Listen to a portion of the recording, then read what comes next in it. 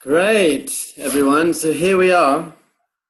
When they asked me to do an online series, I said, fine, what would you like me to talk about? And they said, talk about whatever you want. So I've decided to talk about the history of football in England, because it's really an important topic. That's not true. What I said was, I was kind of joking when I said, I want to talk about what's the whole purpose of everything? What's the whole purpose of life? And I was joking, and then I saw on the poster it said, Dov Ber will be talking about what's the whole purpose of everything. And I'm excited I am, because it really is the most important thing. It really is the most important thing. And now there are very many people who they're like, stop it.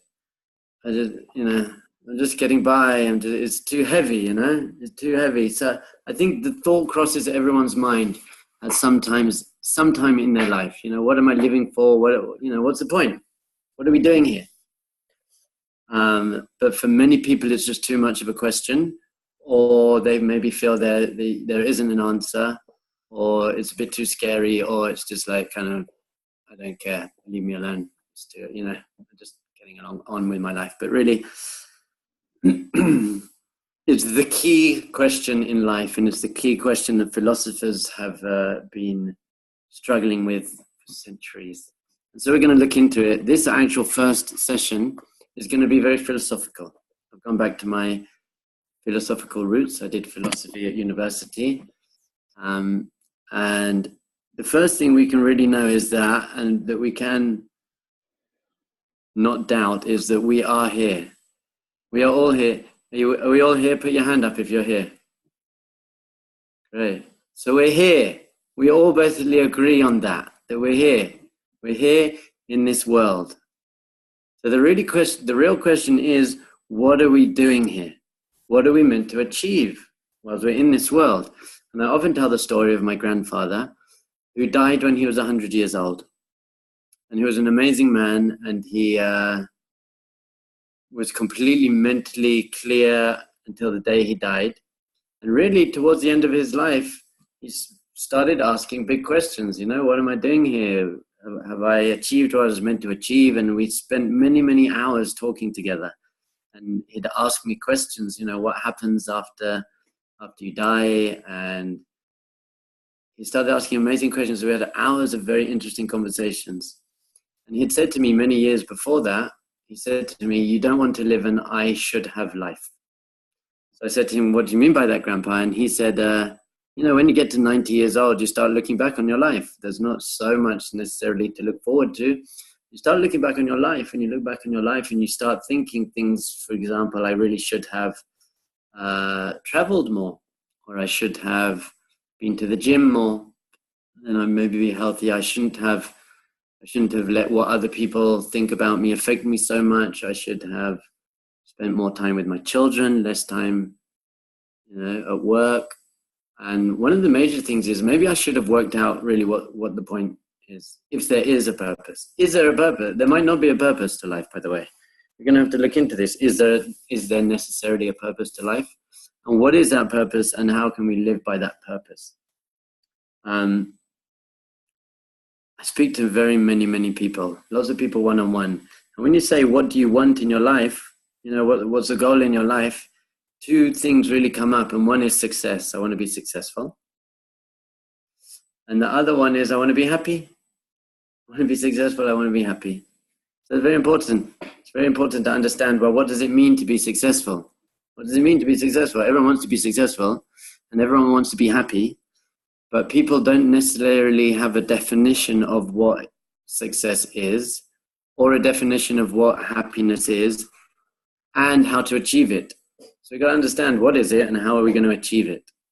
And I think a very simple definition, by the way, and you're going to start with the conclusion, is success is having a goal. I think the Oxford English Dictionary really says success is having a goal or a purpose and achieving that goal or purpose.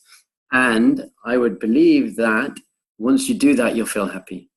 Eleanor Roosevelt famously said that happiness is not a goal, It's the byproduct of a life well lived. Happiness itself isn't the goal. If you're reaching and moving towards your goal and your purpose in life, then happiness is what happens. It's the product of that. And if you make happiness your goal, then you have to maybe keep asking yourself, well, am I happy yet? Have I reached my goal? And if you have to ask yourself that, then you're not happy. So before we really start, I just want to dedicate our learning to my best friend, Sasha, David Ben Aryeh, who passed away earlier this year. He passed away in February. And we grew up together since we were friends since we were 4 years old. I think the first time we met each other, he punched me in the face when we were 4 years old. We just carried on growing since then. It was a good start, and we did everything together. And we grew up together. We went to school together, and we had our naughty teenage years together, and we did all the fun, good things. And he lived a passionate, beautiful, amazing, powerful life, very connected to purpose. He was a very purpose-driven individual. And unfortunately, he had an illness. And earlier this year, in February this year, he succumbed to his illness, finally. So I went to England. I helped bury him. And 4 weeks ago, on what would have been his 40th birthday, I went back to England and we put his gravestone on. And on his gravestone, it says many things about how he had a very purpose-driven life. But it also has our favorite quote from our favorite film, which is Braveheart. And it says, "Every man dies, not every man really lives." Every man dies, not every man really lives. And my friend Sasha, David Ben Aryeh, should have an Idui Neshama. He really lived, he really lived. So if we could live a few moments of our life with the passion that he lived his life with, that would be a very good thing. So we're all going to end up there where he is now. So we know two things. The two things we know is we're here now, and we're not going to be here forever. We know those two things. So now we've got to work out, so what am I doing here? Is there a point? So in general, in every game there is, you have a few things. Firstly, you have a goal. What's the point of the game? What am I meant to be doing? Candy Crush Saga. I actually went to look it up on the internet today, what it is, because I thought I'd use this as an example, because apparently 93 million people play Candy Crush Saga. And half of them have invited me through Facebook to play Candy Crush Saga, which means they don't know me very well, because I'm not going to spend I don't play Candy Crush Saga. But anyway, there's a goal to the game. Whatever you have to do, you have to link up three colors, whatever it is. They're goals. So every game has a goal. In football, the goal is to kick the ball in the net more times than the opposing team. And in Monopoly, it's to buy as much property as you can, make as much money as you can. In Scrabble, it's to make as many words as you can, the longest word, get the most points in order. Every game, there's a goal. There's something you're trying to achieve. And then there are rules. There are rules. You have to achieve this thing within the time limit. There's a time limit to the game. Football match, that's 90 minutes. Scrabble match, the time limit is until you've used all the tiles. There's always a time limit. Within the time limit, what's your goal? What are the rules? And then you've got the method. What's the method? What are the tactics? How are you going to, within the rules, what tactics and methods are you going to use to make sure you reach the goal? And to the extent that you reach the goal, that's how successful you were. And finally, there's a result. You win, you lose, you get rewarded. And that's it. That's what every game is in life. So we are currently in the game of life, my friends. So all we have to do is work out what's the goal of the game. What game are we playing? What is the goal? Is there a goal? Is there an objective goal to the game? Or do we have to make up the goal to the game? And what are the rules? How do you play the game? And what tactics and methods are you going to do to be able to reach that goal and become successful? And what's the result? Is there a result? What's the result? And the difference between the game of life and the game of Monopoly or Scrabble or Candy Crush Saga is that you can't really opt out of this game necessarily. You can in very extreme circumstances, but you don't have to play a football game, and you don't have to play Candy Crush Saga, and you probably shouldn't. But the game of life you are playing, whether you like it or not. You're in this game. So it's going to be a very worthwhile thing to do, to work out, what am I doing? What am I doing? What's the point of the game? Right, so that's what we're going to try and do. This whole series, 10-part series, and I'm going to try and keep each session down to about 35 minutes, maybe 40, 45 minutes. I want it to be short, to keep people's attention spans, but really work together very logically through what am I achieving. So what's the goal of life? What's the goal of the game? What's the purpose? What am I living for? Next is, what are the rules? What rules will I have to abide by in order to reach the goal? And then what are my tactics? What are my methods? How am I going to do it? What are my smart goals? What are my small goals to help me reach the big goals? And then we're going to work out, is there a result? What's the result? Is it worth it? Is it important? Someone said to me the other day, it doesn't matter, it doesn't matter what the game is or if that's true or that's true. I'm just get on with it. Why, But I think it really does matter. And we're going to talk about that. See if it does matter. All right. So that's the point. So the first question, are there any questions so far from the crowd? Great. You can write down your questions and send them to me. Or tell them to me when you come to my house for Shabbat. That'd be even better. So fine, the first real question is to ask, is there a goal? Is there a purpose? We're here, you're here for 100 years or so. Is there a purpose? Is there something you're meant to achieve? And this question actually bugged me a little bit. When I went to university, I was studying philosophy. And it was a big question, is there something I'm meant to be doing? And am I doing it? I've told this a few times. I used to ask people, how are you? And the general answer was not inspiring. General answer was not too bad. I'm getting by. Could be worse. Hanging in there. Fine. I was like, this can't be it. And I saw people, even good, happy people. By the way, nothing we speak about when we speak about the game is a value judgment. It's not you're a good person if you're playing it and you're a bad person if you're not playing it. If there is a game and you're not playing it, you're not a bad person. You're missing out on the opportunity to play it and get the results and the consequences. I was like, many people really want to be happy and really want to live meaningful lives, but I don't see so many people who are happy. And I don't see many people who are living such meaningful lives. So is there a purpose? What are we meant to be achieving? And that started driving me. I was like, I did have to know what I'm doing. What am I doing here? And I started also asking kind of older people, what is the purpose? And I noticed that many people just haven't thought about it so much. But I thought to myself, what's a very noble life? A very noble life is to work hard and make money and educate your children. Give them a good education and be loving and kind. That's a very noble and a very good life.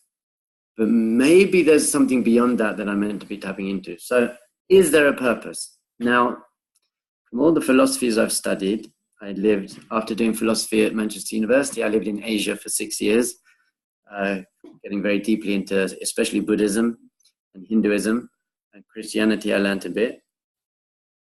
And in a philosophical sense, no one says that there is no goal. No one says that life is a free-for-all. Every single person in the world, whether they consciously know it or not, or are living it or not, are living according to something that they think. Now, there's either an intrinsic objective purpose that we have to live by, or there's a subjective philosophy that I believe life is about. So, for example, an atheist doesn't talk about purpose. What is if you say to an atheist, what's the purpose of life? They won't talk about purpose, because purpose presupposes that the creation was created for a purpose, which means there was a purposeful creator. There was a conscious reason that the world was created. So if you're an atheist and you say, according to science, there's a big bang, and it was a random chemical, biochemical explosion, and we've just developed our consciousness to a very high level, and then we're going to die at some point, and after death, there's nothing after death. So they say there isn't a purpose because it wasn't created for any reason. It was just a random natural thing. But they don't then say, so you can do anything. They have their philosophy. They talk often about an objectively good value or a good value. They can't say an objectively good value because there isn't an external objective creator. But they say good values that you should be living by. So each philosophy will say different what that is. Someone will say utilitarianism. The greatest good, the greatest happiness for the greatest amount of people. Some people will say communism. Some people will say, but they all say there is something that we're doing, something that we're living for. So really they build a system of the goal of life is really based on a human understanding of what seems correct, what's my philosophical outlook, what's going to create the best society. And to the extent that you fit into that framework, then you've had success in your life. So even an atheist wouldn't just say it's free-for-all. For example, hedonism is like just go and have as much fun as you can, get as much pleasure, physical pleasure, any pleasure as you can. But they still say that is the goal. The goal is to go and get as much pleasure as you can. So everyone's got an idea of what. The problem, obviously, with that system is where did you come up with that? Okay, so you said that's the goal, and you said that's the goal, and says moral relativism is like, who knows who's right? Can you say the communist is right or the capitalist is right? So each person will argue for their point and their case and say, I'm the right one, this is the goal, this is what we're trying to achieve as society. But the other person will say equally, no, you're not right, this is the goal of society. But they would say there is some sort of goal that we're meant to be achieving. Fine. Then you get on to religions. Religions, the opium of the masses. The religions would say there is actually an intrinsic objective goal to life. There is something that you are meant to be achieving, and that is not based on what you believe, is not based on what you feel might make sense to you, my philosophical outlook. That is based on the fact that the Creator created you with a goal in mind, and this is what he says the goal is. And that, it doesn't depend on us at all. So, once again, each religion will say what that goal is. What is the intrinsic goal that God, the Creator, had for us? So, Christian would say it is to accept Jesus into your heart, and he atones for all your sins. And a Jew would say it's to become the most God-conscious person you can become, connecting to your soul through doing the mitzvahs that are in the Torah. And a Muslim would say it would be by following the Quran and making sure everyone else in the world is also following Sharia law.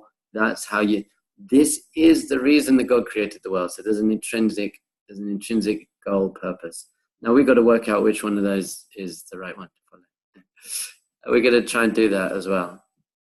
So that's an objective intrinsic purpose. That is, the creator of the game said that this is the goal of the game. Whoever made up football said that the goal is to kick the ball in the net more times than your opponent. It doesn't matter what you believe. You might believe the goal is to pick up the ball and put it in your shirt, but you're wrong if you believe that. You're not a bad person.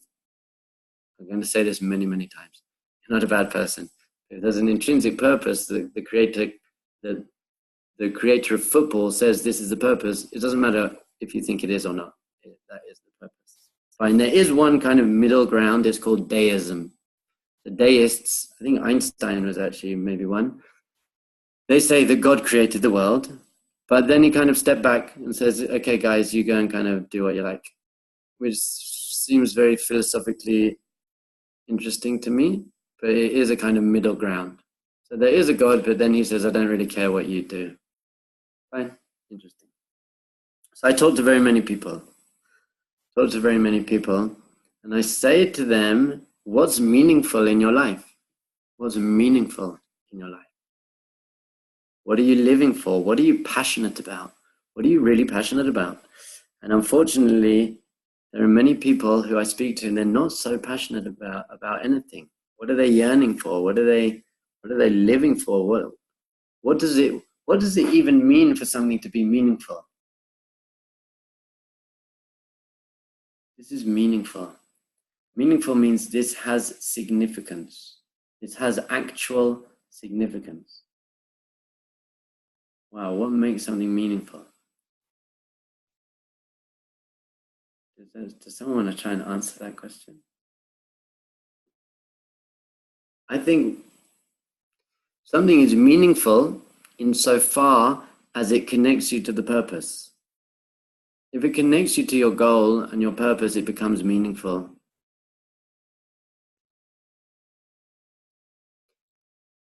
One of my favorite stories is about Oz Mendelovich.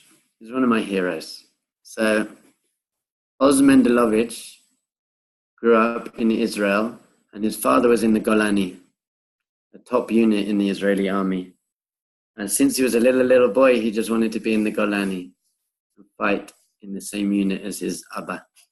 And at Gan, in kindergarten, he used to wear green and yellow clothes, the colors of the Golani. And he used to pretend he was in the army with his friends and he'd protect his friends his whole life. And he trained his whole life. And eventually he got into the Golani. So he did it. He lived his dream. And he was in the Golani and he fought in the war, Operation Protective Edge in Gaza in 2014, and he was killed. He was killed fighting for Golani. So I was speaking to a group about Oz, and I said, is this a tragedy? Is it a tragedy? Did he have a tragic life?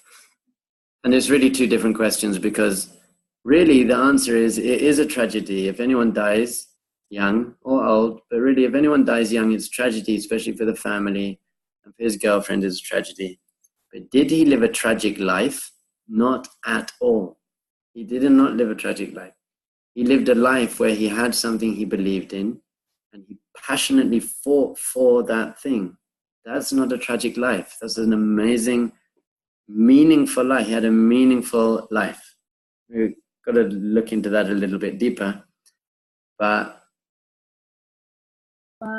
what if you just believe in something and that makes it meaningful?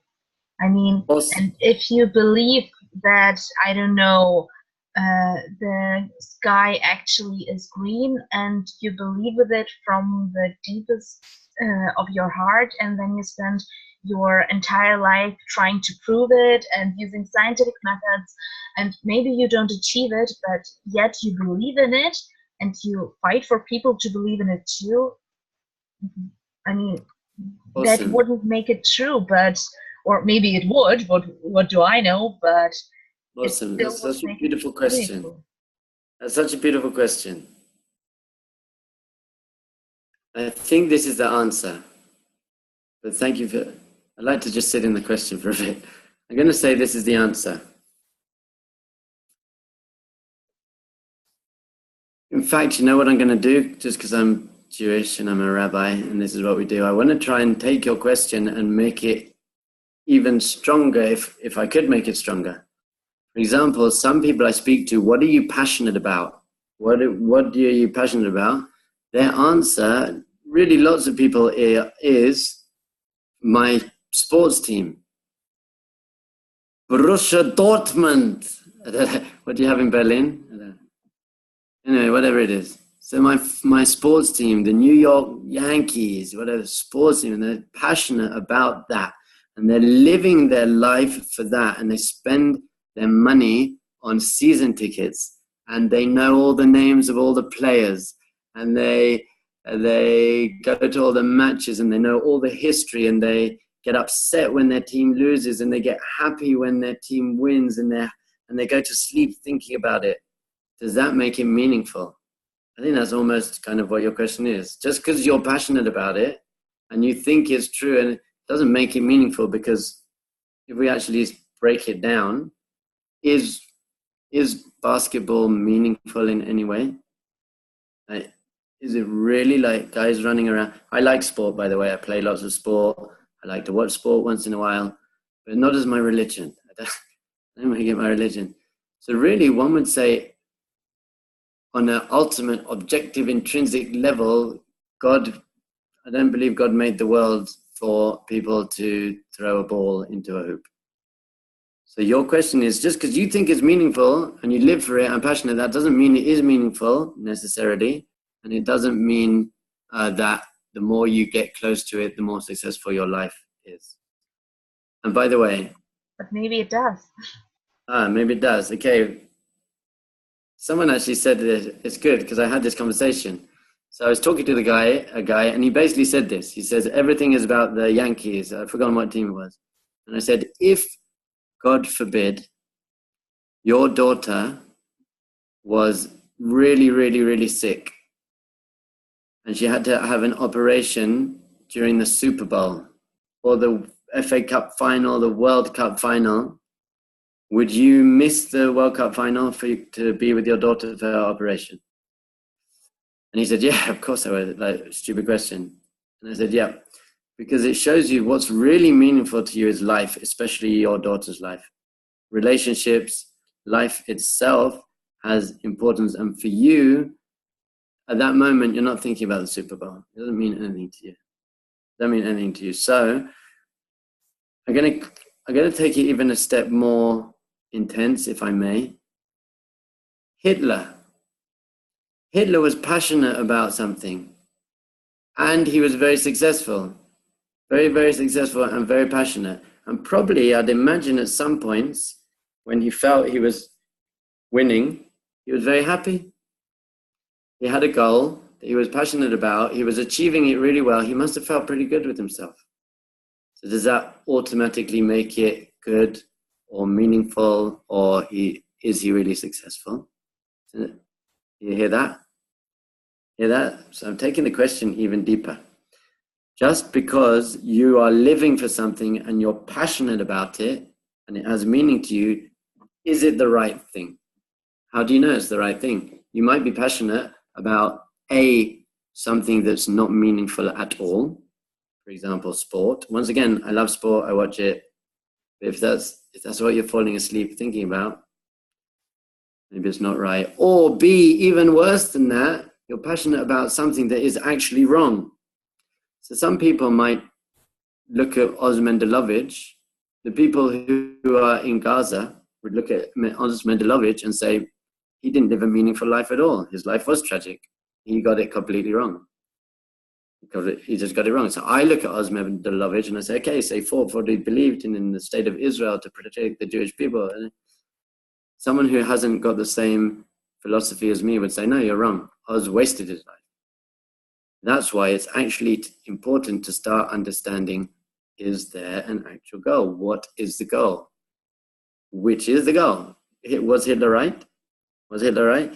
If I go to heaven, when I die, and God says to me, Dov Ber, you are a lovely guy, really. You're a sweet guy. And you were a good father.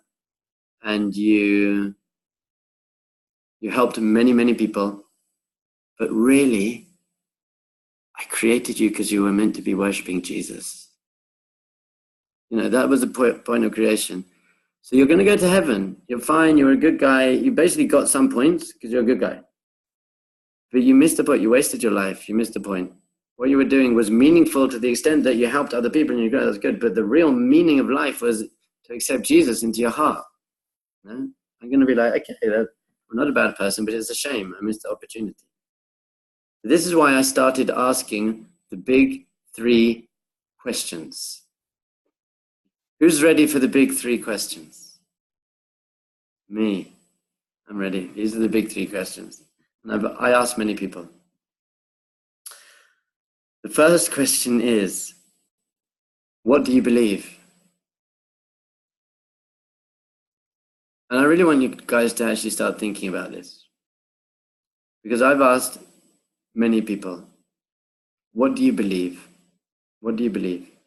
Now, as I said at the beginning, many people haven't thought about it. They haven't really consciously sat down and thought, what do I believe? Either because it's too heavy, it's just too heavy to think about, and I've just got to get by and put food on the table and be a good person.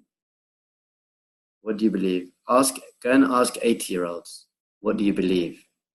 Do you believe you have a soul? Many people would say, I don't know, I don't really know, I haven't thought about it. For whatever reason, it's too abstract. Another reason might be, I don't believe you can know.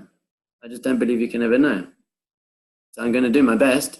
I don't think you can know if there's a soul or not. I don't. And the other one is, I found lots of people are like, I just don't care. Leave me alone. I'm just trying to have fun. Which are all fair enough. They're all good reasons. But many people don't even know what they believe. So if you say to someone, what is the purpose of life? They'll be like, to be happy, maybe. The problem with that, by the way, not ever thinking about what you believe and not caring about it, is that if there is a purpose and you're not interacting with it, then you're a very good, lovely, loving person and you give charity, you're wonderful, but you're not playing the game. You're just not playing the game, which is fine. You're not a bad person, but you're missing out on the game. So that's my next question. Number 2 question, after what do you believe, is why do you believe that? It's a great question. What do you believe? So some people fall at the first hurdle. What do you believe? They're like, I don't really know, I haven't thought about it. Or they'll think about it and be like, yeah, I guess you have a soul. Yeah, or I guess that's right. Okay. So I say, why do you believe what you believe? And 98% of people, I just made up that statistic. Many people, they just believe what they believe because that's what their society told them, or that's what their parents told them, or that's their conditioning. Why do you support Tottenham Hotspur? Because my dad does, and I live near the ground. So when Spurs plays Manchester United, I'm going to get upset if Manchester United win.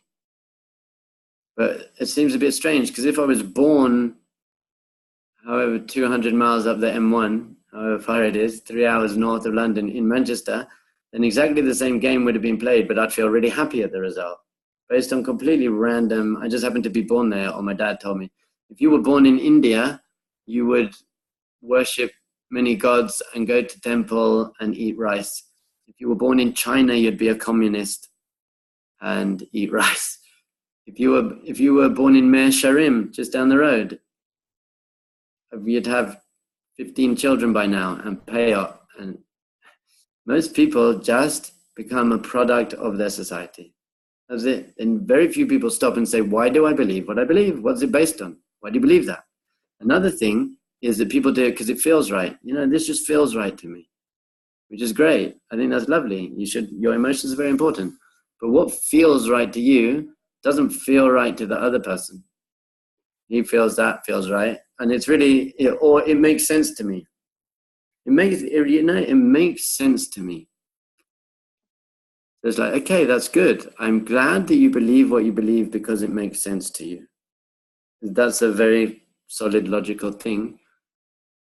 But what he believes, which is opposite to what you believe, makes sense to him. So that makes sense to you, that makes sense to him. It's like, let me think of an example. Pro-abortion, anti-abortion. I'm using like big taboo topics. So there are all the arguments, pro-abortion arguments, and it feels right that a woman should have the rights to what happens in her own body, and she shouldn't have to have it. She should be able to do the operation. She has every right to life and whatever it is. Pro-abortion, very good points. Then you got the anti-abortion people. They're like, no, you can't take the life of this child. It's not fair. Both great points, great opinions. So you think that and you think that. So you belief based on what you feels nice, or what makes sense to you, is actually a good level, but there's no concrete, like, who is right? What is it, Republican or Democrat? Are you a Republican or a Democrat? I'm a Republican. Why? Either because my parents were Republicans, or that's what my whole state votes for, or because it feels right, it's great. But he's a Democrat, and his reasons are no less stronger than your reasons. You don't think they're strong. But if we're just looking, who's right? Who's right? Whose reasons are right? What if I can't choose? What if I can't choose what I believe in, but I know what I hope is right? Oh, very nice. The answer is that we have to be, the question was, what if I can't choose what I believe in? But what if I hope I'm right? So the real answer is that that's really the whole point of this course, and the whole point of life is for you to choose. You can choose what you believe in. You can choose what you believe in, but it has to be based on something real. And we're going to get there. So really, thank you. You've actually identified the third question. The first question is, what do you believe? What do you believe is the purpose of life? Do you have a soul? Whatever, what do you believe? The second question is, why do you believe that? What are the reasons? What's the evidence? What are you based it on? The third reason is, how do you know you're right? And this really is the most important question. How do you actually know you're right? So the pro-abortion guy says, I believe in this. So you say to him, yeah, well, how do you know you're right? And he says, I feel right. And I say, okay, but he feels right about his. And the Spurs fan says, well, I don't think they think they are right. Oh, this is a very important point. Thank you for reminding me. Thank you, me, for reminding me.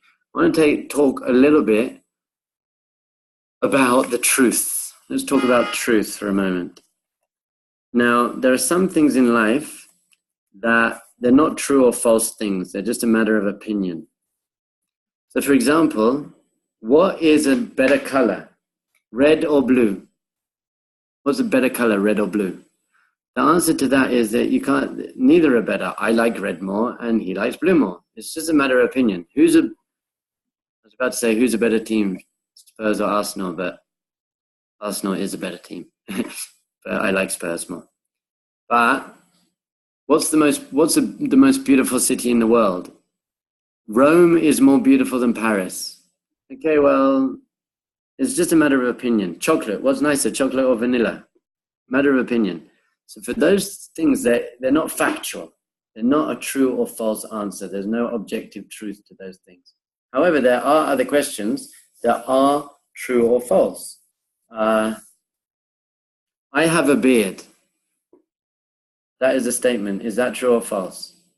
So the answer is, it's false. It's not a real beard. Oh, no. The answer is that it's true. I do have a beard. And it doesn't matter if you believe I have a beard or not, by the way. You might believe I don't have a beard, but you're wrong, because I do have a beard. Now, obviously, someone could argue, no, really, it's just an illusion, and you're a brain in a jar, and you're made to believe you have a beard, but you'd have to be a bit crazy to believe that. So really, based on most evidence, I have a beard.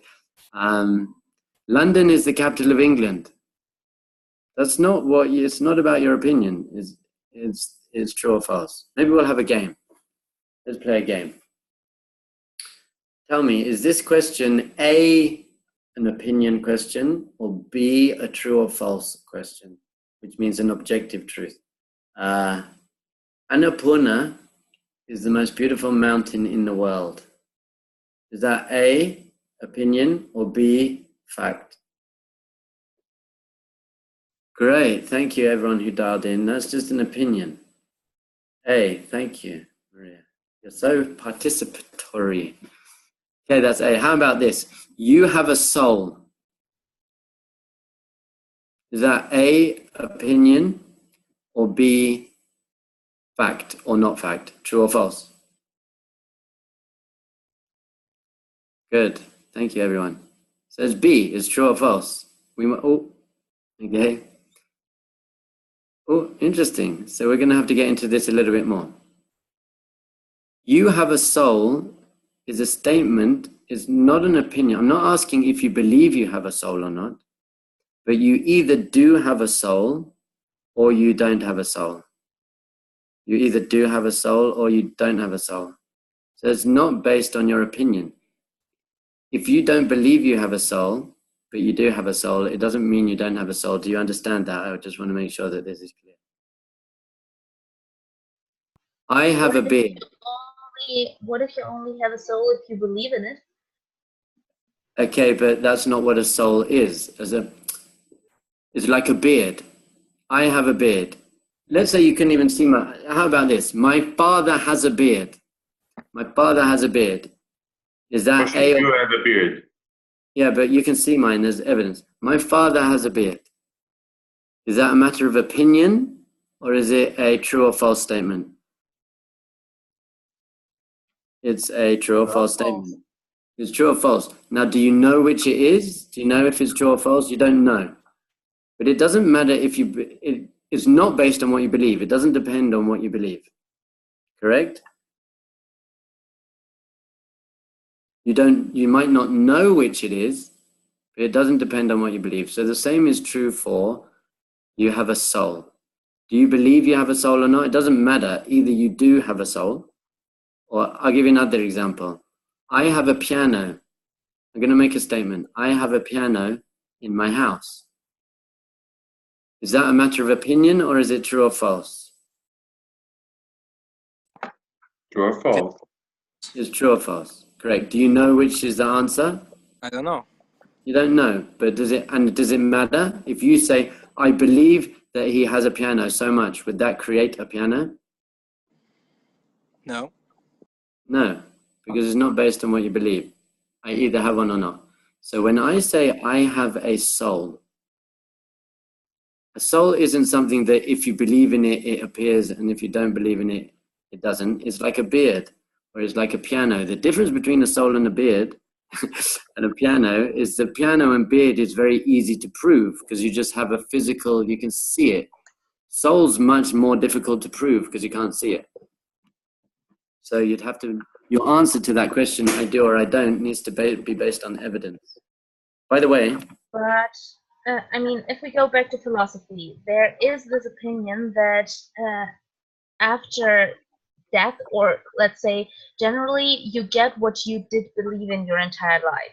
So if you were an atheist and you die, after death you just disappear and nothing comes to you afterwards. But if you were a believing person, then you get either in hell or in heaven, and depending on what your religion was, what you believed in is what awaits you after death. Okay, I've never heard that opinion, even from an atheist, because an atheist wouldn't say an atheist says there is nothing after death. Okay? But he believes that for you and for me and everyone. There is either something after death or there isn't. There isn't a middle option. When you die, you're going to face heaven and hell, or you're not. There isn't I've never heard someone say a third option where a belief can create a belief can't create a reality. A belief can't. Sense, because why should an atheist say that there is nothing?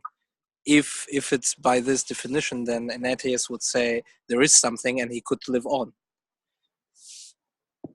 Pardon? I'm not sure whether that was something an atheist said.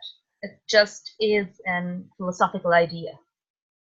Okay, interesting. That philosophical idea doesn't make any sense to me, but I'll think about it because I haven't come across it before. Because everyone from every philosophy that I studied at university and then I studied in the East, I've never heard anyone say there isn't an objective truth, because there are some things that aren't subjective. For example, if you have a soul or not. It can't be that I have a soul, but I don't believe in a soul, therefore I don't have one. It can't be, I don't believe that you have a piano, therefore you don't have a piano. The difference between a soul and a piano is that a piano is very easy to prove, whereas a soul is a little more difficult to prove because you can't see it. But it's still a factual yes or no. How about this? Aliens exist. Is that opinion or not? Aliens exist. Is that a true or false statement?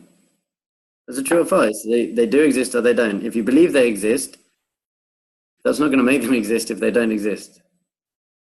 Are you with me? Yes, but I think it wasn't about physical things and material things. I mean, what do we can't know anything about what is after death. So that is nothing, it's not even anything you could prove or not prove. And just as the soul. So it isn't anything physical. So maybe about the part of the world that is not physical, there are some certain powers to believe. Beautiful. Two things spring to mind. Firstly, there's plenty of evidence about things that are not physical, and we're going to go into them in this course. And secondly, let's say you couldn't prove it or not. That doesn't mean that its existence depends on what you believe. Let's say I couldn't prove that the soul exists, but let's say God created the world and created people with souls, but I could never prove that. Do we have souls or not? Based on those premises, even if I couldn't prove it. If the truth is God created the world, which we couldn't debate, we can debate if God even exists and what God is. Let's say God created the world, and God created the world and says, I created humans with souls. Now let's say I can never prove that. Do humans have souls or not in that game? They do. They do. And it doesn't, if no one in the world believes they have souls, and no one in the world can prove they have souls, does that mean they don't have souls? No, there's an objective reality, which is we do have souls. So let's say I make up another thing. There is a spiritual entity called a fluli. There's a spiritual entity called the fluli, and it lives somewhere very high in the sky. Is that a true or false statement? It's a true or false statement. I can never prove it, and there aren't, by the way. If we have the premises that God created it and God created the world, then it does exist. Awesome, thank you. So that's where we're going. So we'd have to eventually, maybe I'll do this in one of our courses, we would say, is there any evidence? By the way, the answer to all of these questions is you have to, the intellectually honest person is going to go with the thing that has the most rational evidence. You have to go with the thing that has the most rational evidence. That's it. So can we bring any evidence for what is the purpose of life? So if someone says to me, I always said to people, how do you know you're right? And people couldn't answer. They were all like, well, my master told me it feels right. So now people say to me, well, how do you know you're right? You spent years in doing philosophy, and you spent years in Asia meditating and doing all the religion, and now you chose to be Jewish and grow a beard and put a little thing on your head. How do you know you're right?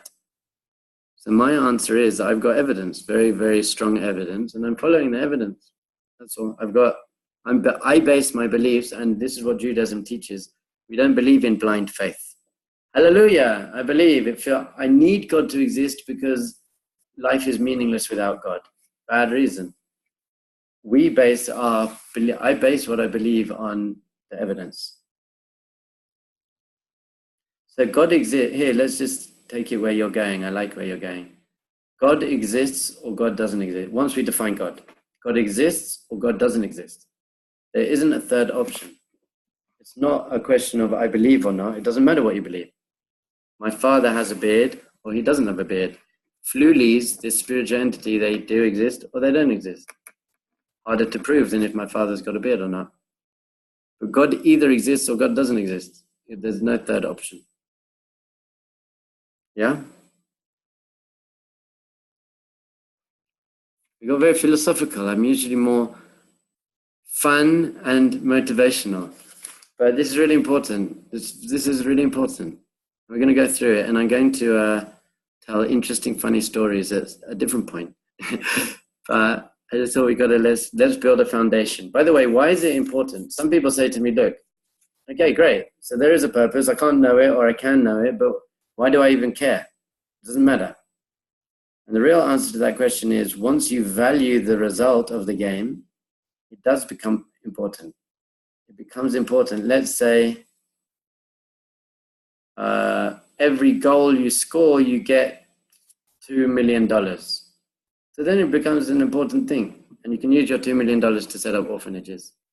Once the consequence has importance and you value the consequence, then you put in the effort. So if you're very sick and the doctor says you have to take these pills, then taking the pills suddenly becomes important. Once the consequence is something that you believe in, so whatever it is, money, power, happiness, the consequence is happiness, and you really value happiness, then it does matter. So people sometimes said to me, why does it matter? Why do you care so much? Who cares if God wrote the Torah or not? Why does it matter? The answer is it does matter, because if there's a point and there's a consequence, then you're missing out. Once again, you're a bad person, you're not. Let's say, I'm going to finish on this idea. Let's say that there's someone created a game, and you have to walk through the game for 2 weeks collecting apples. And that's the whole point of the game. You just got to collect as many apples as you can. And at the end of the game, you come out, and for every apple, you're going to get $1,000. There you go, that's a good game. So you got someone who's playing the game, and he's like, I don't believe that's the game. I don't believe you're going to get $1,000 for collecting apples, and I prefer peaches. And there's someone else who says, I do believe it, but I just can't do it. I've got too much to do. And then someone else says, I do believe it, and I'm going to do it. So it gets to the end of the 2 weeks, and they all come out of the game, and the guy says, okay, how many apples did you get? And the person said, but I didn't believe that collecting apples will get $1,000. And he says, well, it did. Here, the other guy who's got all the apples, I just gave him $20,000. He collected 20 apples. So the person who doesn't believe that he's going to get the $20,000, it doesn't make him right. Does it make him bad? God forbid. He's not a bad person. He just missed out. So once you understand that there are consequences that you value, then it becomes important. Once you value the consequences, once it's your life, once you value your life, you take your medicine. Once you value money, you work hard. Once you value having a good body, you go to the gym. Once you value something, then you put in the effort, it becomes important. So really, this is it. This is the most important thing you can do. It's the most important thing you can do. Work out what we now, all philosophies, atheist, not atheist, Buddhist, they say you're here, you're in a game, you're here for 100 years. We know there's a time span, you're in the game. And there's something you need to be doing in the game. And it's just what we want to try and do together is work out what on earth that is. And then how can we live it? What is it? What are we meant to be doing? And how can we live it in a joyful, conscious, amazing way? And that's all we're going to try and do now. And then when you get to 90 and you look back on your life, you can be like, oh, wow, okay, I spent some time working out what I'm meant to be doing. And I spent my life living according to what I worked out is the truth, based on evidence. And so that's what we're going to try and do. I don't know where it is. I don't want to finish on, there's a Mesilas Yesharim, The Path of the Just, by the Ramchal. A classic book. I think we're going to be using this book a bit in this course.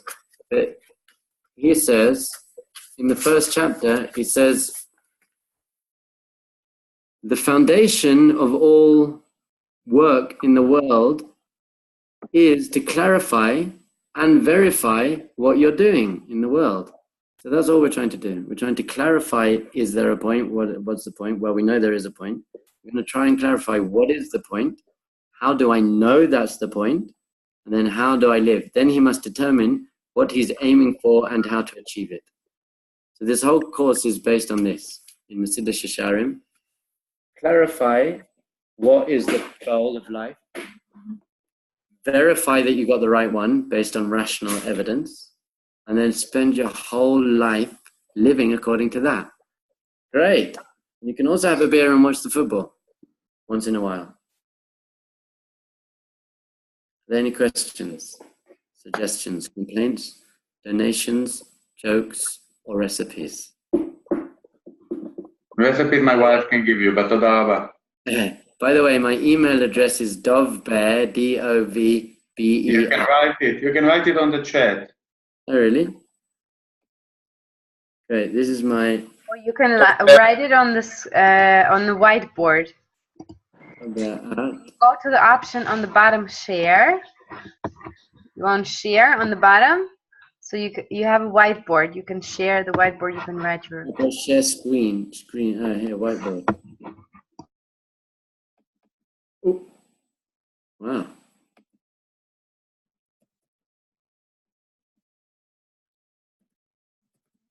Bear at justify.org. Fine. So that's my email address. Please email me now if you want to. We can have more questions. I'm happy to Skype with people one-on-one. And let's just get to the bottom of this, because this is what we're meant to be doing with our lives. And by the way, you are wonderful. By the point of the last thing I want to say is it's a game. Don't make it too stressful. It's the game of life. Let's play the game. Let's play it together. Let's enjoy playing it. It's fun. Let's enjoy playing the game. Thank you very much. Thank you, Rebbe. All accorded. Thank you, Dov Ber. Thank you very much. Maria, I'd love to carry on our conversation. Thank you. Yofi. Can you put back there that we will see the people so we can say goodbye? Anna? You can Anna? just stop sharing. Or yeah, Stop perfect. But life is all about sharing, Anna. You cannot stop sharing. Don't stop sharing. Always share. All right. I love you, children. Hello, everyone. It was really good to see you. Bye. Bye. Thank you, dear Rabbi, our spiritual father, for the next week. Really, I didn't tell you all lesson. So fun. Look at you together. I can't wait to see you all. It's okay. Naomi and Noam are coming in 2.5 weeks anyway, so you can see them here. Nachon, Naomi? I've got the most beautiful things to share with you. I can't wait to share beautiful things with you. Today was very philosophical and logical, but I've got such beautiful ideas to light up your souls. Thank you very much. Yeah, we can't wait till next week. Enjoy, everybody. Keep thinking about it. We'll see you next Sunday. Good to see you. I don't know who is Good Ricky. Thank you, everyone. Thank you. Who is Ricky and Dila? Please show us your face. Du musst zu meiner Hause kommen, wo Shabbos gegessen. Gute Essen. You know that every time when I hear you speak German, I feel so good with my German, so it's really good. Hashem! Yeah, maybe at the end we'll do a session just in German, but only maybe. Alles Gute, liebe Teilnehmer. Bis zur nächsten Woche. Macht's gut. Genießt es und denkt an den Sinn eures Lebens. Bis zum nächsten Mal. Shabbos. Shabbat shalom, Shana Tova. Tomorrow gonna be the session with Rotem for girls, so you're all more than welcome to join. And next week we're gonna have, again, Baruch Hashem, a session with Reb Dov Ber Cohen. That's a shame. It will be more light and fun next week, maybe. Amen. Bye. Later. Bye bye. Bye bye.